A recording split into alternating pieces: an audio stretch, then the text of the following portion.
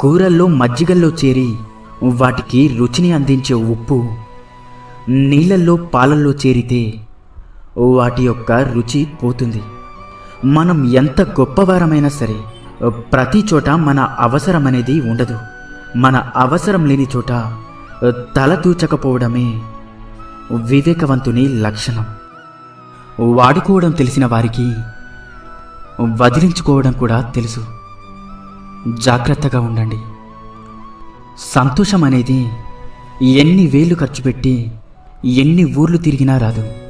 మన అనుకునే వారితో ఒక్క 10 నిమిషాలైనా మనసు విప్పి మాట్లాడితే నిజమైన సంతోషం దొరుకుతుంది. రక్తం చుక్కలు చిందించకుండా మనిషిని మానసికంగా హింసించి చంపే ప్రమాదకరమైన ఆయుధం మాట. దానిని మూర్ఖుడు వాడిన తర్వాత ఆలోచిస్తాడు. తెలివైనవాడు